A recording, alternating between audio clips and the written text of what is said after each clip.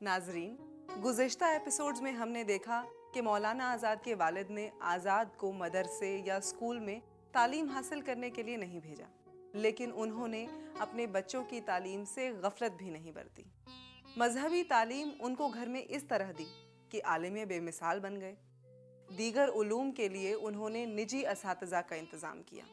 उन्हें हमेशा इस बात की फिक्र रहती थी कि कहीं बच्चा जदीद फिरंगियों की ज़बान न सीख ले। हुआ वही जिसका डर था। आज़ाद ने घर के अंदर ही घर के बाहर के इल्म व अदब, सियासत, साइंस, जोग्राफिया, अंग्रेज़ी, तिब, नुजूम, कीमिया, तुर्की और दीगर जदीद उलूम हासिल कर लिए और दरसे निज़ामी का कोर्स भी कर लिया। हम वतन से हैं, वतन हमसे नहीं। आज़ादी, आज़ादी, आज़ादी। सब कुछ कर सकते, मैं अगर समझाऊं तुम सब कुछ कर सकते हो। आपने मैं सारी समाज रखते हो, हमने पूरे मुल्क भर के मुस्लिम लोग के लिए नमस्कार चक्रवर्ती बाबू। अरे जनाब अरविंदो जी, आप भी यहाँ मौजूद हैं।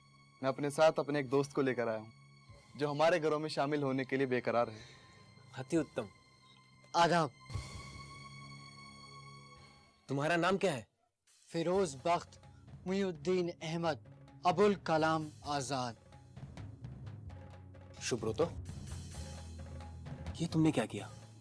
तुम्हें मालूम है ना ये मुसलमान लोग फिरंगियों के साथ मिले हुए हैं। हमारे कितने साथियों को तो मुसलमान पुलिस अफसरों ने गिरफ्तार किया। क्या पता ये भी कोई जासूस हो? हम सबको मरवाओगे क्या? घबराइए मत, मैं उतना ही हिंदुस्तानी हूँ जितना कि आप लोग हैं। और माफ कीजिएगा चक्रवर्ती साहब, मुझे भी इस मिट्टी से बेपनाह मोहब्बत है और अपने वतन की सैकड़ों साल पुरानी मुआशरत पर फख्र है। मेरा भी खून खौलता है अंग्रेजों के जुल्म देखकर। मैं भी आप सबके साथ आजादी की जंग में शामिल होना चाहता हूं। सभी इस्लामी मुल्कों में मुसलमान आजादी और जमहूरियत की लड़ाई लड़ रहे हैं और हमारे वतन में भी 1857 में मुसलमान और हिंदू भाइयों ने कंधे से कंधा मिलाकर आजादी के लिए खून बहाया था। और यह हकीकत है, आज भी मुसलमान तहरीक आजादी में शामिल हैं। और मैं जानता हूं कि कांग्रेस और आपका रास्ता अलग है, पर वो भी एक वतन परस्त पार्टी है और उसके भी कई बड़े बड़े रहनुमा मुसलमान हैं, जैसे हकीम अजमल खान, जनाब बदरुद्दीन तैयब जी और भी बहुत से मुसलमान। लेकिन हम तुम पर भरोसा कैसे करें? जैसे आप किसी भी नए मेंबर पर यकीन करते हैं, ऐसे ही मुझ पर एतबार कीजिए। मैं भी एक हिंदुस्तानी हूँ।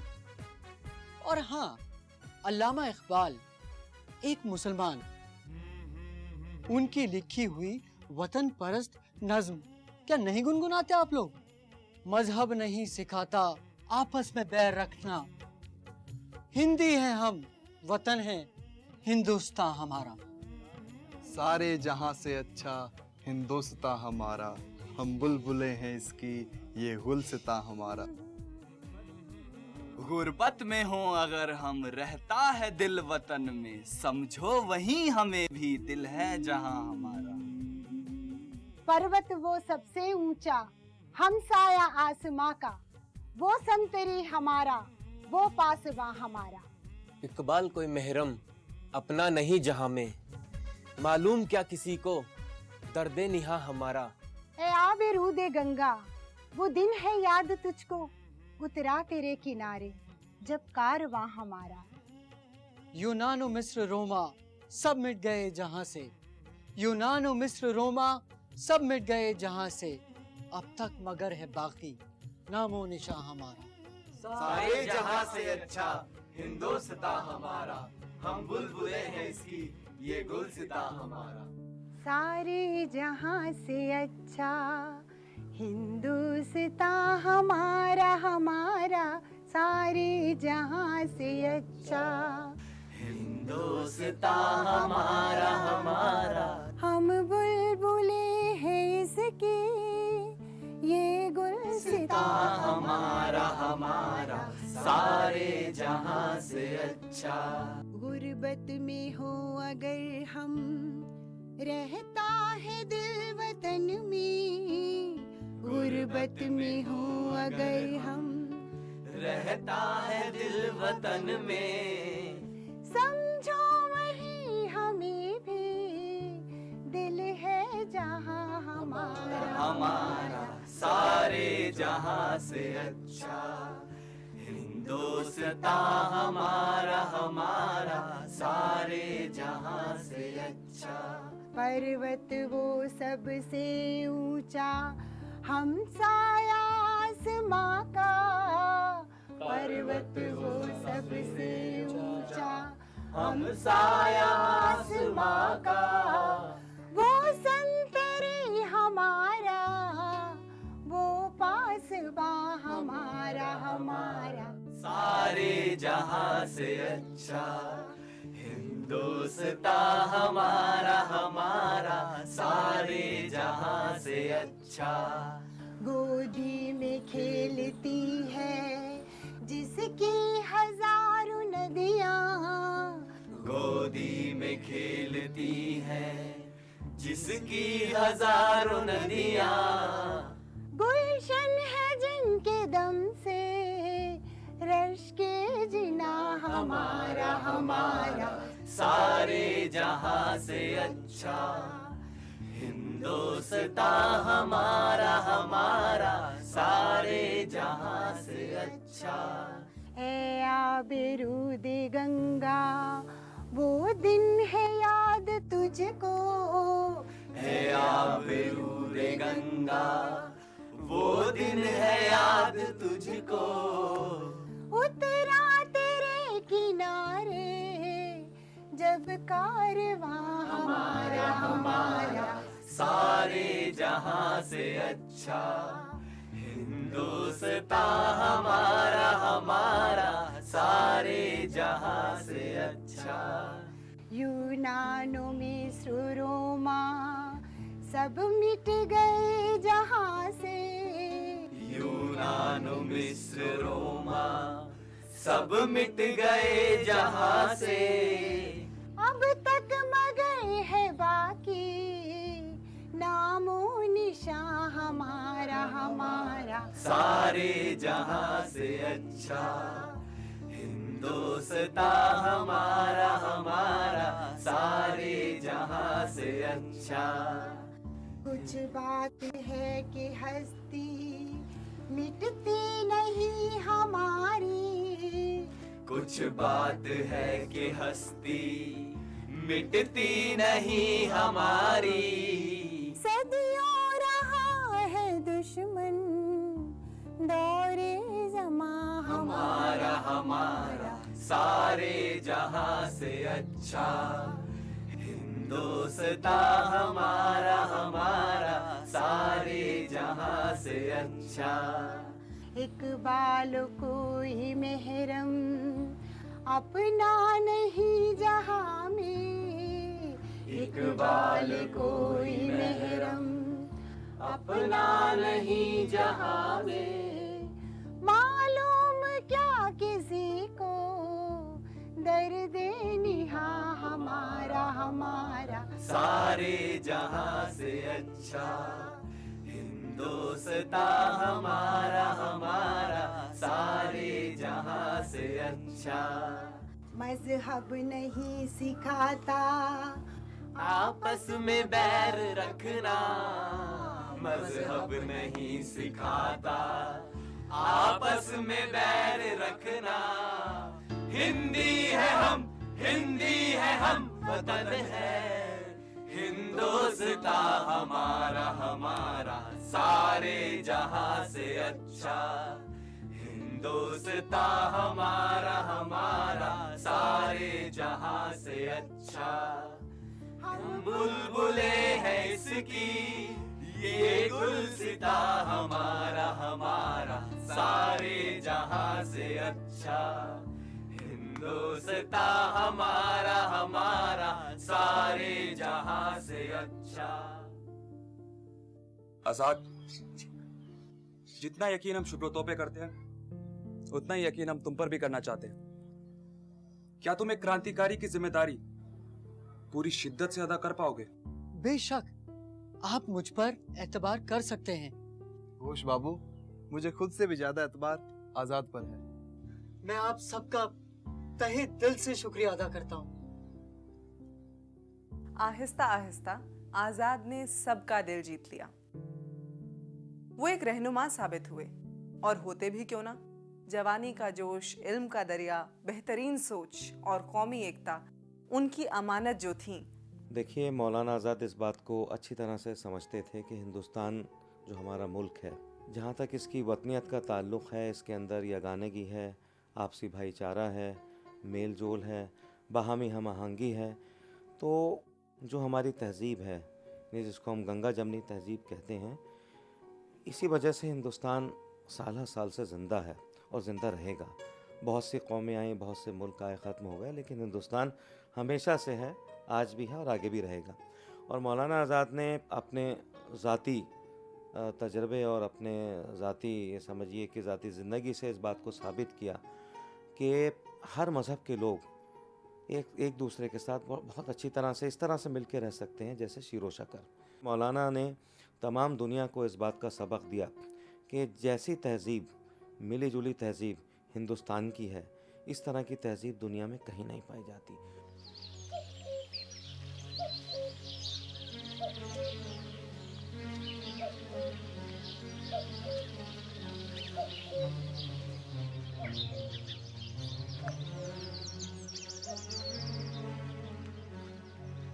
आदाब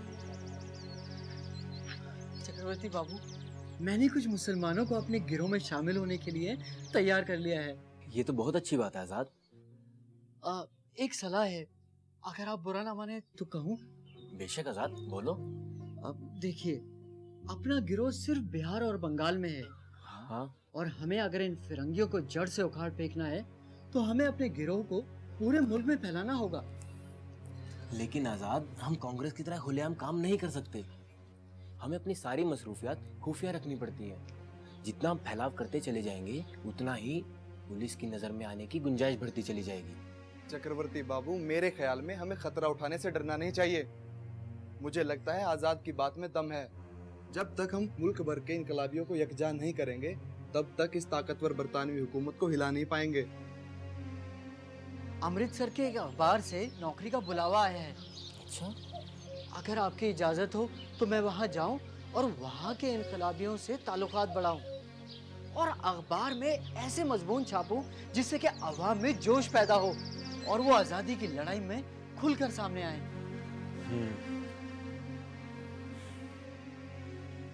और आजाद अमृतसर चले गए। आजाद जहां भी जाते अपनी छाप जरूर छोड़ते।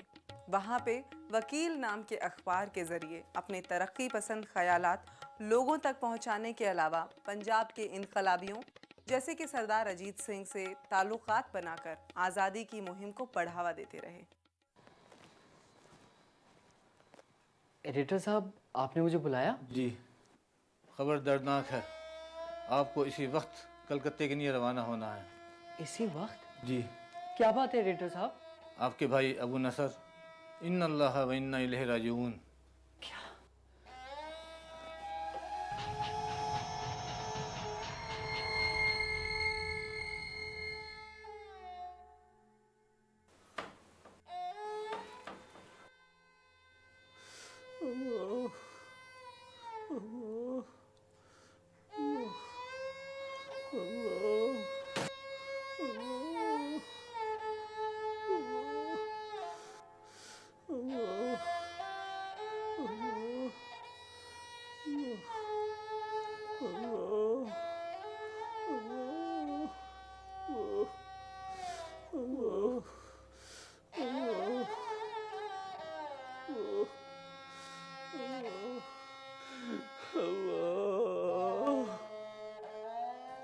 अस्सलाम वालेकुम। वालेकुम अस्सलाम व रहमतुल्लाहि व बरकातुहू।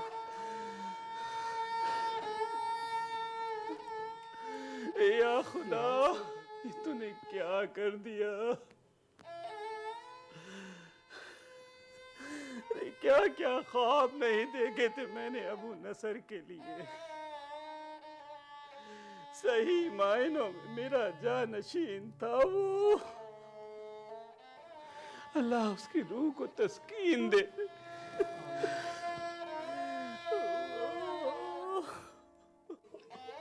अफसोस,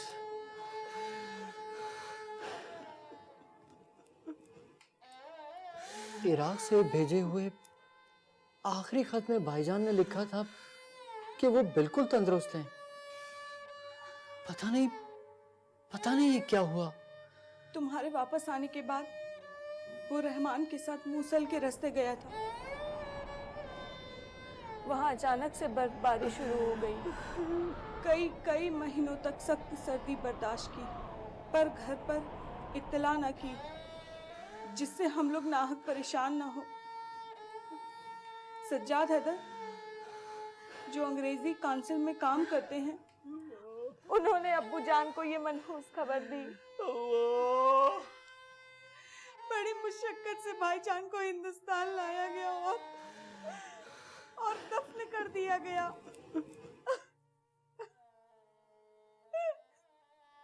भाईजान की फितरत ही कुछ ऐसी थी कि वो अपनी परेशानी को किसी के आगे जाहिर नहीं होने देते थे।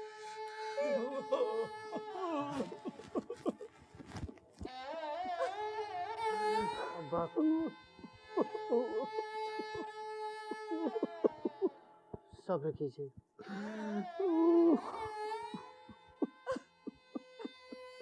सब्र कीजिए अब्बा।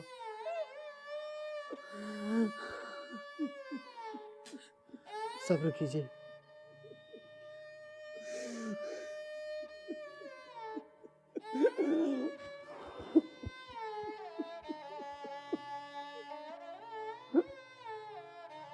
अबू नसर के जाने के बाद मौलाना खैरुद्दीन की तबीयत भी नासाज रहने लगी। घरेलू नाव जो पुरसुकून अंदाज में चल रही थी तो गयानी का शिकार हो गई।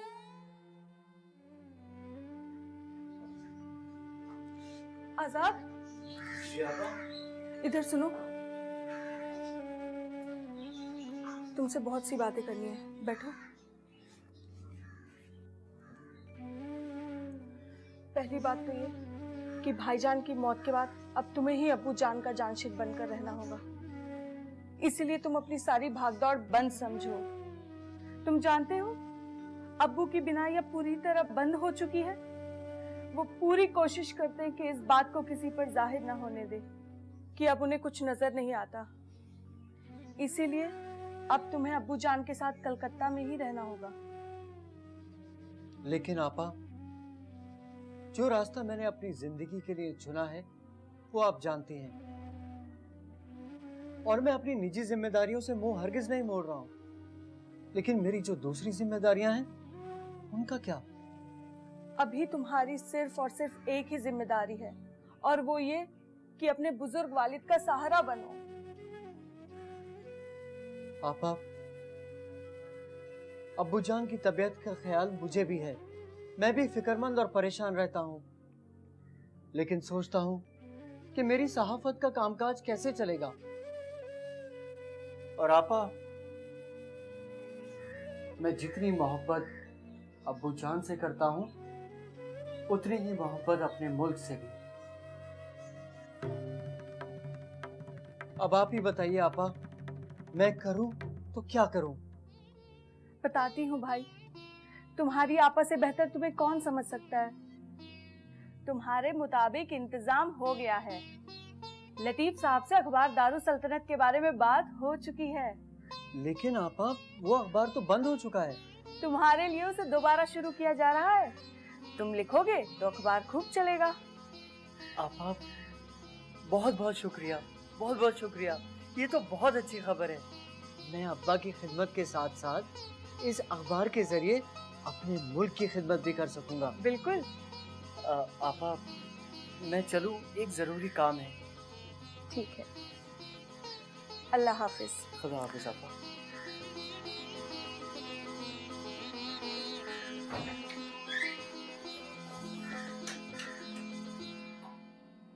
बहन के इसरार पर मौलाना आज़ाद ने कलकत्ते में ही क़याम किया। दारुस सल्तनत अखबार की इदारत संभाली, लेकिन बात ज़्यादा दिनों तक नहीं चली और साल भर बाद ही मौलाना ने अपने हुब्बुल वतनी के जज्बे को अव्वलीन तरजीह देते हुए कलकत्ता से कूच किया। मौलाना ने मिस्र, तुर्की, ईरान और कई मुल्कों का दौरा किया और वहाँ उन इनकलाबियों से मिले जो जमहूरियत के लिए लड़ रहे थे। इससे उनका यकीन पक्का हो गया कि हिंदुस्तानी मुसलमानों को भी अपने मुल्क को एक आज़ाद जमहूरियत बनाने के लिए लड़ना चाहिए। ये बात गालिबन 1908 की है, जब मौलाना अपने मगरबी ममालिक के दौरे पर निकले। तुर्की भी गए, फ्रांस भी गए, और जब वो फ्रांस में थे तो वहाँ उनको जो फ्रांसीसी ज़बान थी उसने बड़ा उनको कायल किया और वहाँ उन्होंने ज़बान को सीखना शुरू किया। और शुरू ही नहीं किया बल्कि बाद में पता चलता है जब वो मिनिस्टर बने तो उस पर उनको अबूर भी हासिल हो गया था। फ्रांसीसी की किताब में पढ़ा करते थे। और यही नहीं, मौलाना आज़ाद तुर्किया ज़बान भी जानते थे। ज़बानों का जहाँ तक ताल्लुक़ है और तहज़ीबों का ताल्लुक़ है, इसमें मैं ये बात जोड़ना चाहूँगा कि जो अबूर उनको हासिल था न सिर्फ हिंदुस्तानी तहज़ीब में बल्कि मगरबी तहज़ीबों के ताल्लुक़ से भी उनको एक वर्ल्ड भी उनका था। उनके कुतुब खाने में, उनकी स्टडी में अंग्रेज़ी के साथ साथ फ्रेंच की बहुत किताबें निकली और जिन पर मार्जिन में नोट लिखे हुए थे। और बल्कि ख़ुद कहते हैं, वो एक जगह खुद कह रहे हैं अपने एक इंटरव्यू में कि एक स्टेज ऐसी आई जहां उन्हें लगा कि अंग्रेज़ी और फ्रेंच की किताबें क्रिटिकल इंक्वायरी के लिहाज से उन्हें ज़्यादा पुरकशिश लगने लगी। उसी दौरे में पेरिस से लंदन कूच करने से पहले ही पता चला कि वालिद की तबीयत नासाज है। एकदम अपना दौरा मनसूख करके मौलाना आज़ाद वापस कलकत्ता लौट आए। मौलाना, अस्सलाम वालेकुम। वालेकुम अस्सलाम। कितनी बार मना किया है, मेरा हाथ मत चूमा करो।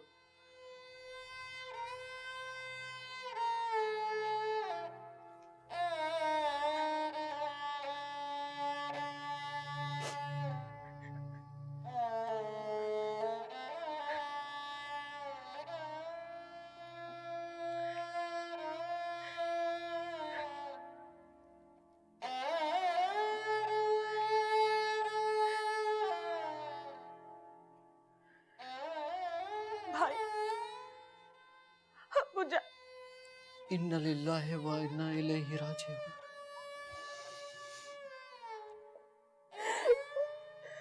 अब हम सब यतीम हो गए भाई। अब्बू की बहुत याद आती है।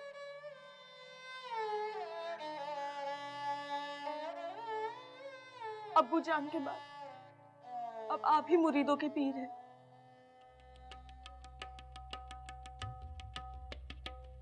पापा, मुझे ये सब नापसंद है।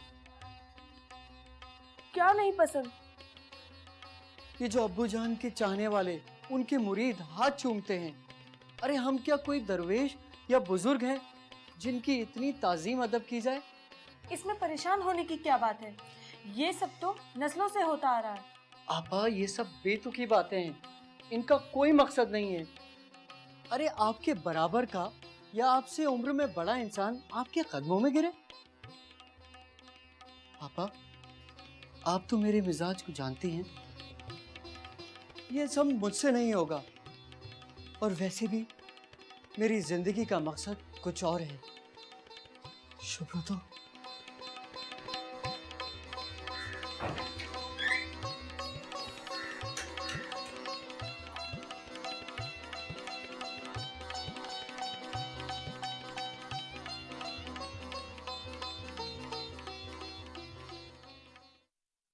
इसमें तो कोई दो राय नहीं कि मौलाना एक बहुत अच्छे ख़ानदान से थे और उनके जो वालिद थे मौलाना खैरुद्दीन, उनको चाहने वाले तमाम दुनिया में मौजूद थे। और मौलाना चाहते तो मतलब पैसे में जो है अपने रेल पेल होती उनके पास और बहुत पैसा उनके पास होता, लेकिन उनका नस्बुलैन ये था ही नहीं पैसा कमाना। वो तो मुल्क की आज़ादी के लिए काम करते थे।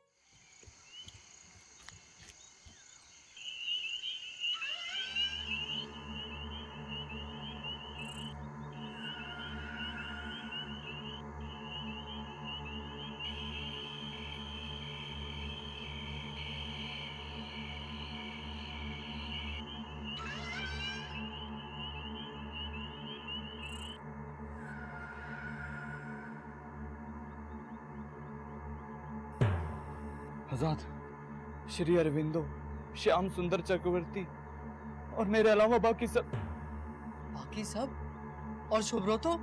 वो भी शहीद हो गए। वो भी शहीद हो गए। क्या?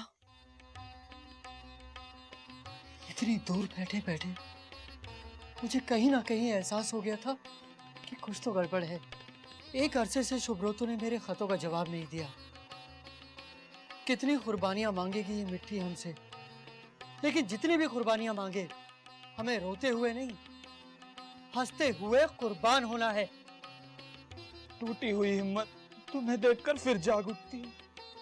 सारे जहां से अच्छा हिंदुस्तान हमारा हमारा, सारे जहां से अच्छा हम बुलबुले हैं इसकी, ये गुलसिता हमारा हमारा, सारे जहां से अच्छा हिंदुस्तान हमारा हमारा, सारे जहां से अच्छा। सारे जहां से अच्छा हिंदुस्तान हमारा। 100% सच मेरे दोस्त। अब देखना यह है कि हम हिंदुस्तान के काबिल हैं या नहीं। चलो मेरे दोस्त, अपना फर्ज निभाते हैं। चलो।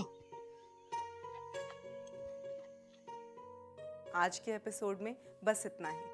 अगले एपिसोड में फिर मुलाकात होगी। इजाजत दीजिए। खुदा हाफिज।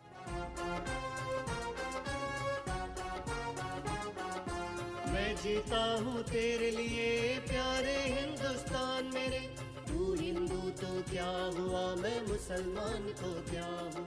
कुर्बान है सब तेरे लिए, कुर्बान है सब तेरे लिए, कुर्बान है सब तेरे लिए, मेरी जिंदगी तेरे लिए है, जान हाजिर तेरे लिए। मुझे इश्क है, इश्क है, इश्क है, अपने वतन से इश्क है, मुझे इश्क है, इश्क है, अपने वतन से इश्क है। हाँ इश्क है, इश्क है, इश्क है, अपने वतन से इश्क है, अपने वतन से इश्क है।